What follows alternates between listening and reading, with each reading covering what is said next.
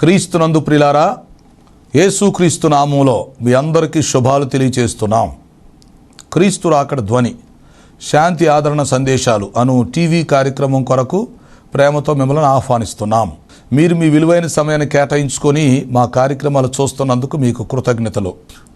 ఈ కార్యక్రమాలు మీ ఆత్మీయ ప్రయోజనములకు ఎంతో సహాయపడుతున్నవని నమ్ముతున్నాం.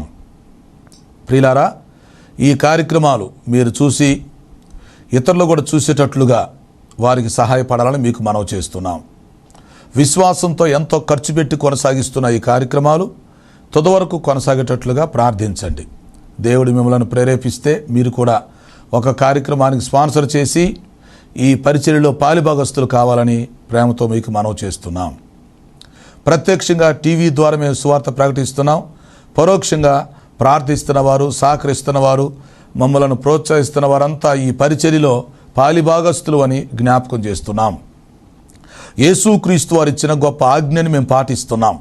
మీరు వెళ్ళి సమస్త జనులను శిష్యులనుగా చేయుడి అని ప్రభు చెప్పారు. కనుక ఈ టీవీ ద్వారా మీ గృహాల్లో ప్రవేశించి మిమ్మల్ని పలకరించి మీకు సువార్త చెప్పి మిమ్మల్ని ప్రభు రాకడ కొరకు ఎత్తబడే దేవుని సార్వత్రిక సంఘము కొరకు సిద్ధపరచడానికి మా వంతు ప్రయత్నాన్ని మేము కొనసాగిస్తున్నాం. యేసుక్రీస్తు రెండవ రాకడను గూర్చి, ఈ ప్రపంచ భవిష్యత్తును గూర్చి అనేకమైన విషయాలు మనం తెలుసుకొని మనం సిద్ధపడి మనం ఇతరులను సిద్ధపరచడానికి దేవుడు మనకిచ్చిన ఈ మంచి అవకాశాన్ని మనం అందరం కలిసి వినియోగించుకుందాం. ప్రస్తుతం మనం రెండవ రాకడ వర్తమానాలు ఒక సబ్జెక్టుగా తీసుకొని సీరియల్గా వరుసగా ధ్యానం చేస్తున్నాం. ఈరోజు ఒక ప్రాముఖ్యమైన అంశాన్ని నేర్చుకుంటున్నాం. రెండవ రాకడలో సంఘమునకు ప్రతిఫలం. వాక్యం కొరకు మీ మనసులను సిద్ధం చేయండి. ప్రార్థన. పరిశుద్ధుడు అయిన మా తండ్రి, జీవాధిపతి, మీ ఘనమైన పాదాలకు స్తుతి స్తోత్రాలు చెల్లిస్తున్నాం. ఈరోజు రెండవ రాకడ వర్తమానాల్లో 135వ వర్తమానం తీసుకోబోతున్నాం. సహాయం చేయండి. రాకడలో సంఘమునకు ప్రతిఫలం, ఈ అంశమును గూర్చి మేము ఆలోచిస్తుండగా పరిశుద్ధాత్మ దేవా, మీరు బోధకులై మాకు బోధ చేయమని మనం చేస్తున్నాం. మీ దాసుని నన్ను బలపరిచి వాడుకోండి. ఈ కార్యక్రమం సహకరిస్తున్న కుటుంబమును దీవించమని మనం చేస్తున్నాం. రక్షణ లేని వారికి రక్షణ దయచేయండి. రక్షణ పొందిన వారిని సంఘంలో స్థిరపరిచి బలపరిచి మీ రాకడ కొరకు సిద్ధపరచమని మనం చేస్తున్నాం. మాకు అవసరమైన ఆత్మీయ ఆహారమును వడ్డించి మీరే మహిమ పొందమని యేసు పరిశుద్ధ నామములో అడుగుచున్నాను తండ్రి, ఆమేన్. ప్రియులారా, మంచిది. కూడి వచ్చిన మీ అందరికి మరొకసారి శుభాలు, ప్రత్యేక వందనాలు తెలియచేస్తూ మిమ్మల్ని వర్తమానం కొరకు ఆహ్వానిస్తున్నాం. మీరు వింటున్న చూస్తున్న ఈ కార్యక్రమాలు క్రీస్తు రాకడ ధ్వని యూట్యూబ్లో, ఫేస్బుక్లో మీకు అందుబాటులో ఉంటున్నాయి. ఆ అవకాశాన్ని ఉపయోగించుకోండి. క్రీస్తు రాకడ ధ్వని యూట్యూబ్ ఛానల్ని సబ్స్క్రైబ్ చేయండి. మీకు తెలిసిన వాళ్ళందరికీ షేర్ చేయండి. ప్రస్తుతం మనము రెండవ రాకడలో సంఘము ఎత్తబడుట, ఈ అంశాన్ని గురించి ఆలోచిస్తున్నాం. సంఘము ఎత్తబడుటకు కారణాలను ధ్యానం చేస్తున్నాం. అవునా? సంఘము ఎత్తబడటానికి సంబంధించి 4 కారణాలు ఆల్రెడీ మీకు చెప్పడం జరిగింది. ఈరోజు దీన్ని 5వ కారణంగా తీసుకుందాం. ఏమిటంటే, రెండవ రాకడలో సంఘమునకు ప్రతిఫలం. అంటే సంఘము ఎందుకు ఎత్తబడాలి అని మనం ఆలోచిస్తే ప్రతిఫలము పొందుటకు. ముందు చెప్పినటువంటి 4 కారణాలు కింద విషయాలు. ఇప్పుడు నేను చెప్పబోతున్న కారణం పైన విషయం. అందుకే దీన్ని స్పెషల్గా చెప్తున్నాను. అర్థం చేసుకోండి. సంఘం ఎందుకు ఎత్తబడాలో 4 కారణాలు ఒక్కసారి గుర్తు చేసుకోండి. మొదటి కారణం ఏంటి? భూలోకములో మానవ జాతి నివసించటానికి పరిస్థితులు అనుకూలంగా లేవు కాబట్టి భూమి మీద మానవ జాతికి లైఫ్ టైం అయిపోతుంది కనుక సంఘం ఎత్తబడాలి. అంటే ఇక్కడ ఉన్నా కానీ సంఘం ఏమైపోతుంది? విడిచిపెట్టబడిన గుంపుతో కలిసిపోయింది. లేదు, సంఘం ఎక్కడుంటే భూలోకంతో నాశనమైపోతుంది. భూమి మీద అగ్ని వర్షం కురవబోతుంది కనుక, భూమి కాలిపోయింది కనుక మానవ జాతి సజీవ దహనమైపోతారు కనుక సంఘం ఎక్కడుంటే నశించిపోతుంది. అందుకే సంఘం ఎత్తబడాలి. అవునా? భూలోకంలో పరిస్థితులు అనుకూలంగా లేవు కనుక. రెండవది, ఈ సంఘం దేవుని యొక్క వధువు కాబట్టి వెళ్ళిపోవాలి, దూరంగా ఉండకుండా. అంతేనా? మూడవది, అంత్యక్రీస్తు చేతుల్లో నుంచి తప్పించబడటానికి సంఘం ఎత్తబడుతుంది. నాలుగవది, 7 ఏండ్ల శ్రమల్లో నుండి తప్పించబడటానికి సంఘం ఎత్తబడుతుంది. ఇక్కడ దాకా మీకు అర్థమైందా? సంఘం ఎత్తబడిన తర్వాత విడిచిపెట్టబడినటువంటి గుంపు మీదకి, మానవ జాతి మీదకి భయంకరంగా దేవుని యొక్క ఉగ్రత వస్తుందని మనం చూసాం. అయితే ఇప్పుడు సంఘం ఎందుకు ఎత్తబడాలని ఒక్కసారి మనం పైకి ఆలోచిస్తే విషయం ఏంటంటే, సంఘము ప్రతిఫలము తీసుకోవటానికి ఎత్తబడాలి. అది ఇప్పుడు ప్రతిఫలాలు 2 రకాలుగా ఉంటాయి సార్. భూలోకంలో ఉన్నప్పుడు మనం పొందే ప్రతిఫలాలు ఉంటాయి, పరలోకంలో మనం పొందే ప్రతిఫలాలు ఉంటాయి. బాగా గుర్తుపెట్టుకోండి, ఓకేనా? తర్వాత మరణము యువతల జీవితంలో పొందే ప్రతిఫలాలు ఉంటాయి, మరణం అవతల జీవితంలో పొందే ప్రతిఫలాలు ఉంటాయి. 2 కలపకూడదు. ఇంకా చెప్పాలంటే, మొదటి జీవితంలో మనం పొందే ప్రతిఫలాలు తాత్కాలికమైనవి.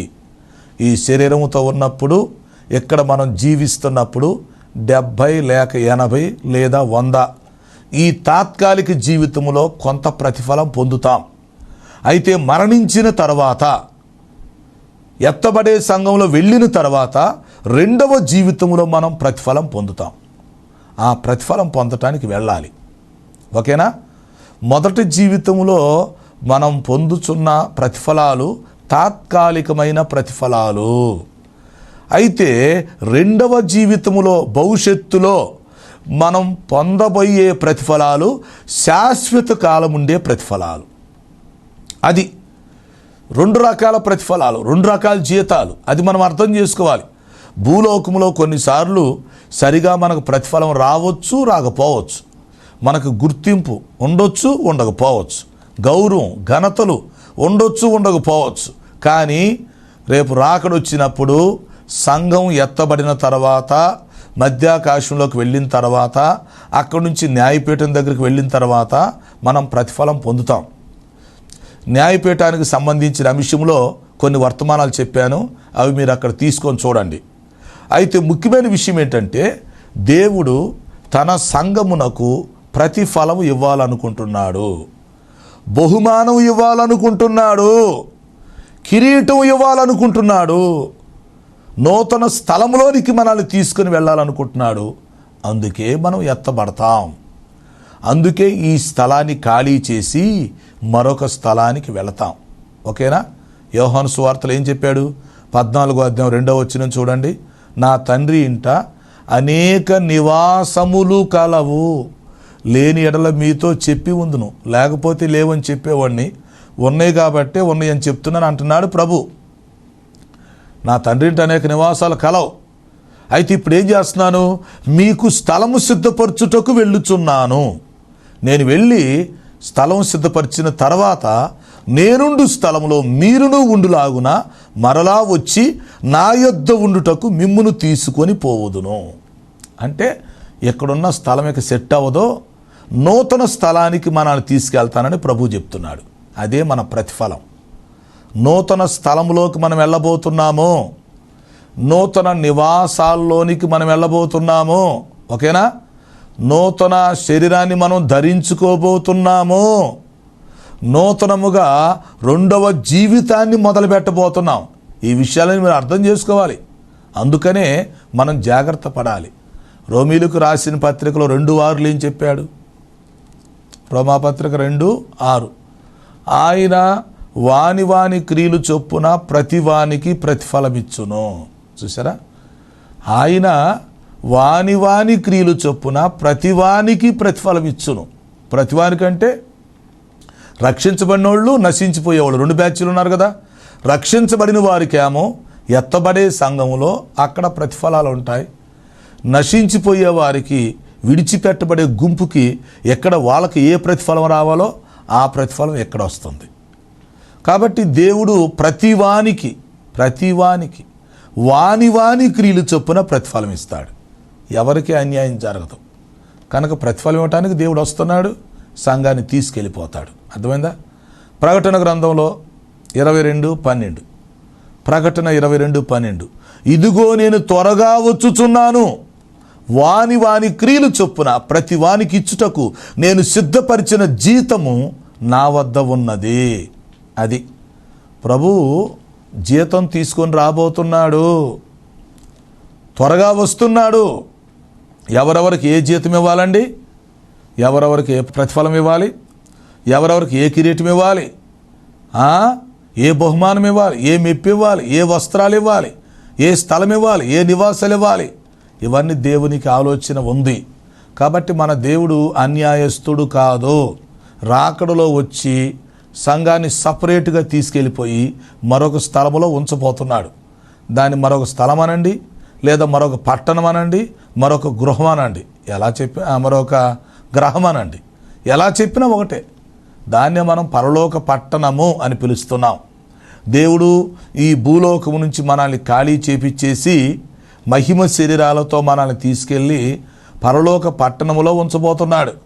దాన్నే నూతన యెరూషలేము అని పిలుస్తాం. ఓకేనా? ప్రకటన గ్రంథంలో 21వ అధ్యాయంలో 15వ వచనంలో దాని యొక్క కొలతలు ఉన్నాయి. మనం ఉండబోతున్నటువంటి పరలోక పట్టణం కొలతలు కూడా మనకి ఇచ్చేసాడు. ఇంకా మనకు డౌట్ ఏంటి? ఇంకా కన్ఫ్యూజ్ దేనికి? మనం రేపు ఎత్తబడిన తర్వాత ఉండబోతున్నటువంటి ఆ పరలోక పట్టణపు కొలతలు మనకి ఇవ్వబడ్డాయి. ఎంతో తెలిసిన 750 కోసులు అని చెప్పాడు. కోసు అంటే 2 మైళ్ళు. అంటే రేపు మనం పరలోకంలో ఉండబోతున్నటువంటి ఆ పట్టణం 15 మైళ్ళు పొడవు, వెడల్పు, ఎత్తు కలిగి ఉండబోతుంది. అది దాన్ని బట్టి మీరు ఆలోచించుకోవాలి. రేపు మనం ఉండబోతున్నటువంటి ఆ పట్టణం అండి, దాని పొడవు ఆలోచించుకోండి. ఇప్పుడు మీరు 1500 మైళ్ళు పొడవు, 1500 మైళ్ళు వెడల్పు, 1500 మైళ్ళు ఎత్తు. అలాంటి గొప్ప పట్టణంలో మనం ఉండబోతున్నాం. 12 గుమ్మములు కలిగినటువంటి ఆ పట్టణంలో ఉండబోతున్నాము. బంగారుపు వీధుల్లో మనం తిరగబోతున్నాం. గుర్తుపెట్టుకోండి. స్వచ్ఛమైన స్ఫటికమును పోలిన శుద్ధ సువర్ణమయం అన్నాడు. స్వచ్ఛమైన స్ఫటికమును పోలిన శుద్ధ సువర్ణమయం, వైట్ గోల్డ్ సిటీ. ఇప్పుడు మనం ఉపయోగిస్తుంది ఏంటిది? ఎల్లో బంగారం, పసుపు బంగారం ఉపయోగిస్తున్నాం. కానీ రేపు మనం ఉండబోతుంది వైట్ గోల్డ్. తెలుపు బంగారం ఇక్కడ లేదు భూమి మీద. ఆ బంగారం మీద మనం నడవబోతున్నాం. మన దేవుడు ఎంత గొప్పడో చూడండి. మన కాళ్ళు కింద బంగారం ఉంచబోతున్నాడు. ఎక్కడేమో బంగారం దాచిపెట్టుకుని ముక్కుకు పెట్టి, మూతికి పెట్టి, చేతులకు పెట్టి, చెవులకు పెట్టి బంగారం తలంకరించుకుంటున్నాం. బంగారం పిచ్చి పెట్టింది ఇక్కడ మనకి. కానీ నువ్వు పరలోకానికి వెళితే బంగారం నీ కాళ్ళు కిందకు వస్తుంది. బంగారుపు వీధుల్లో నడవబోతున్నావు. చూసుకో. నీ కేజీ కావాల బంగారం, 2 కేజీలు కావాలి, తవ్వుకో, నీ కాళ్ళు కిందే ఉంది, తీసుకో. అలాంటి పరిస్థితి రాబోతుంది. ప్రభు తన సంఘాన్ని సపరేట్గా తీసుకెళ్ళబోతున్నాడు. సంఘానికి మంచి భవిష్యత్తు ఉంది. కాబట్టి ఇక్కడ తాత్కాలికమైనటువంటి శ్రమలకు మీరు భయపడగాకండి. తాత్కాలికమైనటువంటి ఆశీర్వాదాలను చూసి లేక సుఖభోగాలను చూసి మోసపోగాకండి. ముందు భవిష్యత్తు కోసం మనం ప్రయాసపడాలి. కొరింథీయులకు రాసిన మొదటి పత్రిక 15:19 చూడండి, మీకు అర్థమైంది. కొరింథీయులకు రాసిన మొదటి పత్రిక 15:19. మనము ఈ లోకం వరకే ప్రయోజనం కోసం కానీ మనం ఉంటే మనుషులందరి కోసం దౌర్భాగ్యులమైపోతామని వాక్యం చెప్తుంది. ఈ లోకంలో వచ్చే ప్రయోజనం కోసం దేవుని నమ్మకూడదు. దేవుని నమ్మితే ఇక్కడ కలిసి వచ్చిద్దని, లేక దేవుని నమ్మితే ఏదో స్వస్థలు జరుగుతున్నాయని, దేవుని నమ్మితే ఏదో అనుకున్నది జరిగిద్దని కాదు. పరలోకం కోసం దేవుని నమ్మాలి. ఎక్కడ ఎట్టేం జరిగిద్ది అనుకోండి, అది వేరే విషయం. కానీ ఈ లోక సంబంధమైన ప్రయోజనాల కోసం, ఈ లోక సంబంధమైన సుఖభోగాల కోసం కానీ మనం దేవుని నమ్మితే మనుషులందరికంటే మనమే దౌర్భాగ్యులం అయిపోతామని వాక్యం చెప్తుంది. మనం ఆశించేది 2వ జీవితం కోసం. మనం ఆశిస్తుంది పరలోకం కోసం, పరలోక పట్టణం కోసం. గమనించాలి.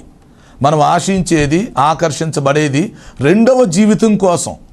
మనిషికి 2 జీవితాలు ఉన్నాయి సార్. మొదటి జీవితం ఇప్పుడు జీవిస్తున్నాం, ఇది భూలోకములో జీవిస్తున్నాం. మొదటి జీవితం ఇప్పుడు శరీరముతో తాత్కాలికంగా జీవిస్తున్నాం. కాబట్టి ఇక్కడ సంతోషమైన దుఃఖమైన తాత్కాలికమే. అందుకని ఇప్పుడు మనం ఏం ఆలోచించాలా? రెండవ జీవితం కోసం ఆలోచించాలి.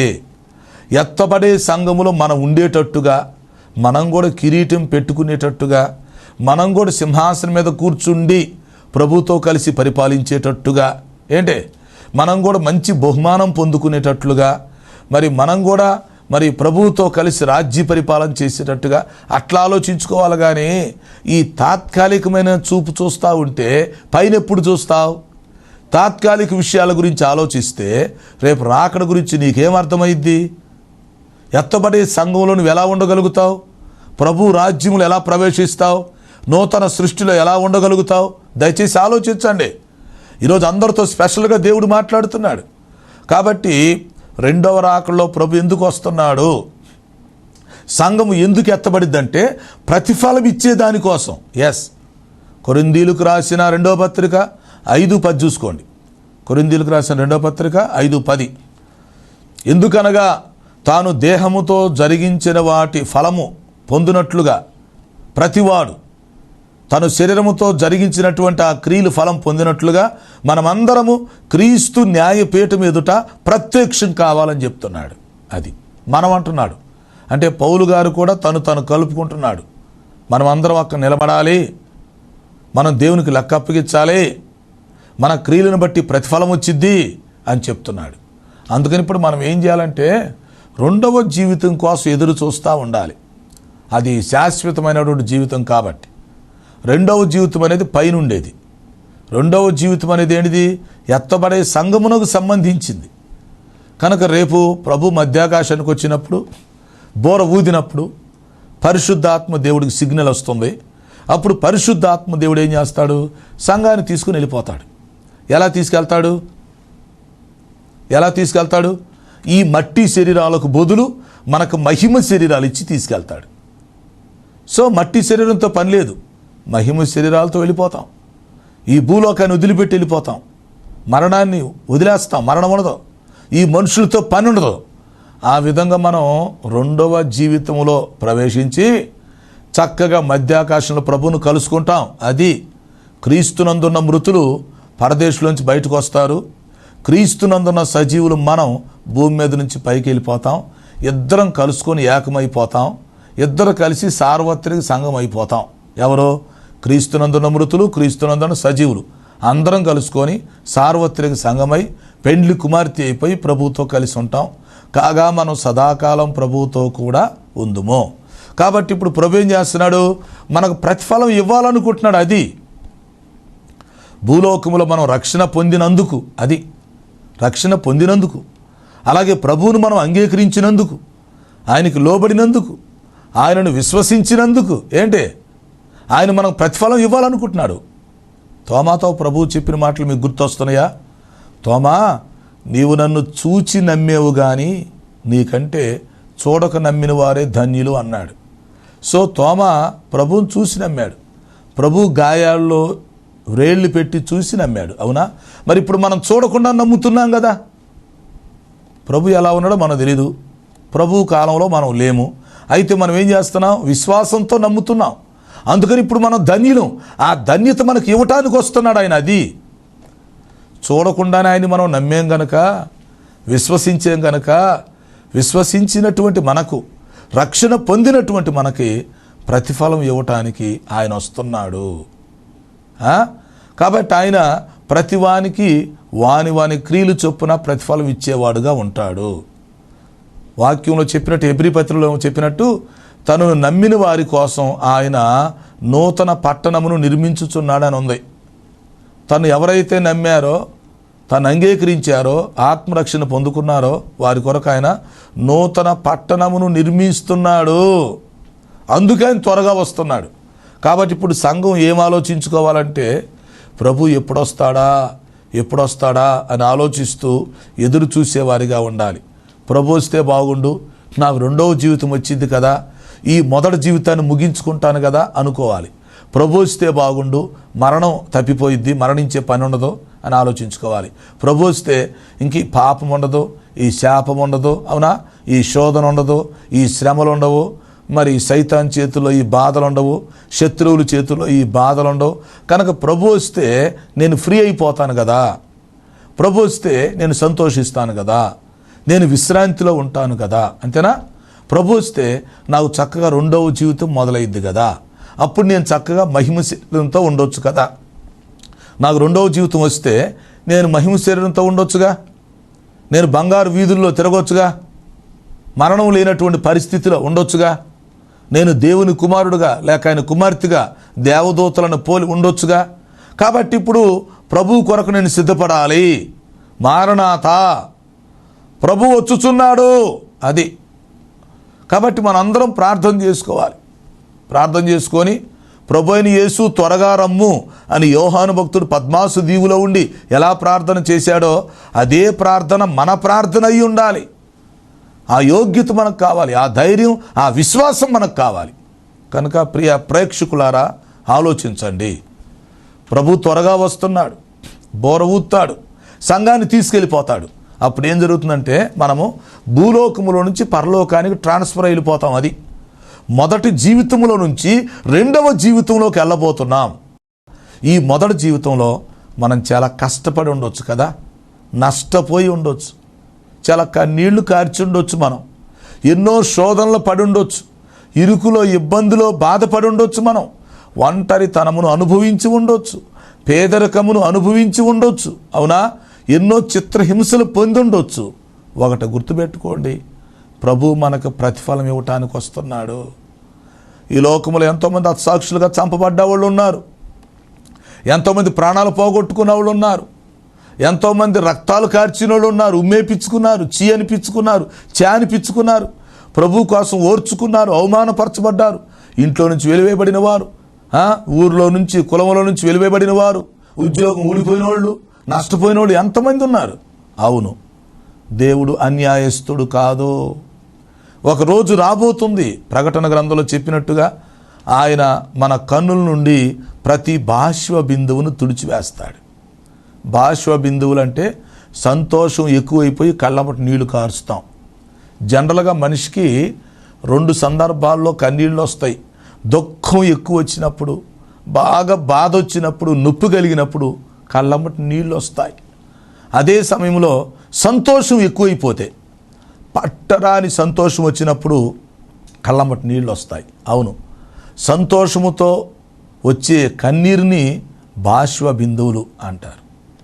ప్రభు మన బాష్ప బిందువులను తుడిచేస్తాడు. అంటే దాని అర్థం ఏంటంటే రేపు మనల్ని సంతోష పెడతాడు, ఆనందముతో నింపుతాడు. అప్పుడు మన బాధలన్నీ మర్చిపోతాం, మనకు వచ్చిన శ్రమలు మర్చిపోతాం. అప్పుడు మనం ఆనందం తట్టుకోలేక కళ్ళపటి నీళ్ళు రాలుస్తూ ఉంటే, నా కుమారుడా, నా కుమారి అని చెప్పి తన చేయి పట్టి మనల్ని తన చేత్తో తుడుస్తూ ఉంటాడు. ఎంత బాగుండేది కదా.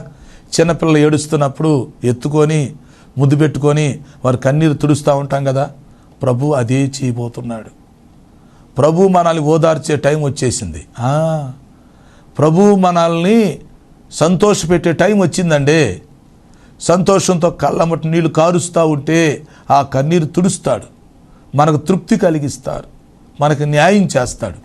దేవుడు అన్యాయస్తుడు కాదు, గుర్తుపెట్టుకోండి. దేవుడికి స్వార్థం లేదు, దేవుడు పక్షిపాతి కాదు. వాక్యంలో చెప్పినట్లు యెహోవా అన్యాయము చేయుట అసంభవం. కాబట్టి ఒకరోజు వస్తుంది, దేనికి? సంఘం ఎత్తబడటానికి. అది శుభ గడియ. దాన్నే బైబిల్లో శుభప్రదమైన నిరీక్షణ అన్నాడు. ఆ గడిలో ప్రభు వచ్చి సంఘాన్ని తీసుకెళ్తూ ఉంటే ఎంత బాగుండిద్దో కదా. అసలు మరణాన్నే చూడకుండా వెళ్ళిపోవచ్చు. మనం బ్రతికుండగానే ఒకవేళ ప్రభు వచ్చేస్తే మనకు మరణంతో పనే ఉంది, మరణించకుండా వెళ్ళిపోవచ్చు. మన మట్టి శరీరాలు మహిమ శరీరాలుగా మార్చబడతాయి. సూపర్గా ఉండిద్ది కదా. ఇంకా మరణం లేదు, సమాధులు లేవు, ఏడ్చే పని లేదు, వెళ్ళిపోతాం అంతే. మేఘాల మీద, గగనాల మీద వెళ్ళిపోతాం. రాకడ మేఘమేకి వెళ్ళిపోతాం సార్. కొంతమంది అడుగుతారు, ఎట్లా వెళ్తామయ్యా బాబు? ఒక్కొక్కటి 70 కేజీలు 80 కేజీలు బరువు ఉన్నాము, ఎట్లా వెళ్తామయ్యా? భూమికి ఆకర్షణ శక్తి ఉంది, భూమి కిందకి లాగేసిద్ది, ఎట్లా వెళ్తాం? వెళ్ళినప్పుడు తెలిసిద్ది. కానివయ్యా, ఎట్లా వెళ్తామంటే అపోస్తుల కార్యముల గ్రంథం 1వ అధ్యాయంలో యేసుక్రీస్తు వారు పరలోకానికి ఆరోహణమే వెళ్ళలేదా? అట్లాగే వెళ్ళిపోతాం. యేసుక్రీస్తు వారు ఒలివల కొండ మీద తన శిష్యులు చూస్తూ ఉండగా పైకి ఆరోహణమే వెళ్ళిపోయాడు కదా, మనం కూడా అంతే వెళ్ళిపోతాం. ఈ మట్టి శరీరం పోయిద్ది, మారిద్ది, మహిమ శరీరం వచ్చిద్ది, గాలిలో తేలుకుంటూ వెళ్ళిపోతాం. ఏంటి, భూమి యొక్క ఆకర్షణ శక్తికి లోను కాకుండా వెళ్ళిపోతాం. పరిశుద్ధాత్మ శక్తితో రైహిని వెళ్ళిపోతాం, అంతే. మేఘాల మీద వెళ్ళిపోతాం, గగనాల మీద వెళ్ళిపోతాం. రాకడ మేఘమెక్కి పరిశుద్ధాత్మ శక్తితో మహిమ శరీరాలతో వెళ్ళిపోతూ ఉంటే ఎంత బాగుండిద్ది కదా. అప్పుడు ఈ భూలోకంతో పని లేదు, ఎక్కడున్న మనుషులతో పని లేదు, పాపంతో పని లేదు, సైతాన్తో పని లేదు, మరణంతో పని లేదు. ప్రత్యేకించబడి వెళ్ళిపోతాం. దేనికంటే ప్రతిఫలము పొందుటకు, ప్రభువు చేత కన్నీరు తుడచబడుటకు, తృప్తి పొందుటకు మనం వెళ్తాం. ఆయన మనల్ని తృప్తిపరిచేవాడుగా ఉంటాడు, న్యాయబద్ధంగా మనకు ప్రతిఫలం ఇచ్చేవాడుగా ఉంటాడు. కొన్నిసార్లు నాకు ఎంత వచ్చింది ప్రతిఫలం అనుకుంటే అంతకంటే ఎక్కువ వస్తే ఎలా ఉండిద్దండి? ఆశ్చర్యంగా ఉండిద్ది కదా, ఆనందంగా ఉండిద్ది కదా. అవును, కొన్నిసార్లు మనం అనుకున్న దానికంటే ఇంకా ఎక్కువ ప్రతిఫలం దేవుడు ఇస్తాడా మనకేం తెలుసు. దేవుడు ఆ కిరీటం మనకి ఇచ్చినప్పుడు, ఆ సింహాసనం మనకి ఇచ్చినప్పుడు, ఆ పదవి మనకి ఇచ్చినప్పుడు ఎంత బాగుంటుందండి. అందుకనే ప్రకటన గ్రంథంలో చెప్పాడు 3వ అధ్యాయంలో, నేను జయించిన ప్రకారము. యేసుప్రభు ఈ లోకాన్ని ఎలా జయించాడో అలాగే మనం కూడా జయించాలి. అయితే ఏమంటున్నాడు, నేను జయించిన ప్రకారము ఎవరైతే జయిస్తారో ఆ జయించిన వారిని ఏం చేస్తాను, నేను జయించి నా తండ్రి సింహాసనమందు కూర్చుండిన ప్రకారము జయించు వానిని నాతో పాటు నా తండ్రి సింహాసనమందు కూర్చుండనిచ్చేదను అన్నాడు. ఎంత గొప్ప విషయం అయ్యా. జయించి ప్రభు సింహాసనం మీద కూర్చున్నట్టుగానే మనం కూడా జయిస్తే మనల్ని కూడా సింహాసనం మీద కూర్చోబెట్టుకుంటానంటున్నాడు. మనమేం జయించట్లేదు కదా, శరీరాన్ని జయించట్లా, మనసును జయించట్లేదు, లోకాన్ని, పాపాన్ని, సాతాన్ని జయించటం లేదు. మరి దేన్ని జయించకపోతే జయజీతం ఎక్కడి నుంచి వచ్చిందయ్యా? జయజీతం రాకపోతే ఎత్తబడే సంఘంలోకి ఎలాగ వెళతావు? రేపు ఆ సింహాసనం మీద ఎలా కూర్చుంటావు? ఆలోచన చేయాలి. కాబట్టి ఇప్పుడు విషయం ఏంటంటే, ప్రభు త్వరగా వచ్చేస్తున్నాడు కనుక ఈ రాకడ గుర్తులు, సూచనలు, ప్రవచనాలు నెరవేర్చబడుతున్నాయి.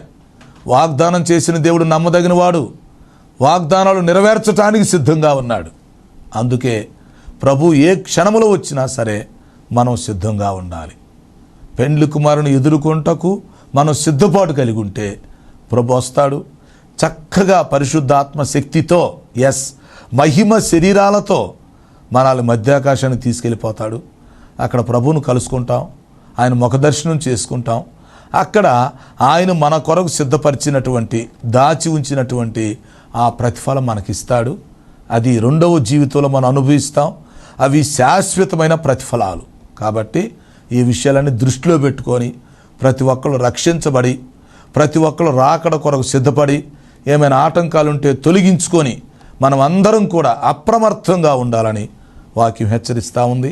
అట్టి కృపను దేవుడు మనందరికీ దయచేయునుగాక. ప్రార్థన. తండ్రి, నీకు స్తోత్రాలు. విన్న వర్తమానం మా హృదయాల్లో ఫలింపు చేయమని మనం చేస్తున్నాం. మీరు సిలువలో కార్చిన రక్తములో మరలా మమ్మల్ని కడగండి, శుద్ధీకరించండి ప్రభువా, సహాయం చేయండి, పరిశుద్ధపరచండి అయ్యా, కృప చూపండి. రక్షణ లేని వారికి రక్షణ దయచేయండి. సమస్యలతో, అనారోగ్యతతో, అవసరాలతో ఉన్న వారికి సహాయం చేసి మహిమ పొందమని యేసు నామములో అడుగుచున్నాను తండ్రి, ఆమేన్. తండ్రి, కుమార, పరిశుద్ధాత్మ త్రియేక దేవుని దీవెన సదా మనకు తోడై నడిపించును గాక. ఆమేన్, ఆమేన్. ప్రియులారా, ఈ కార్యక్రమాలకు మీరు స్పాన్సర్ చేయాలని ఆశించినట్లయితే మా సెల్ ఫోన్ నెంబర్కి SMS చేయండి. 9440402368 9440402368. Thank you.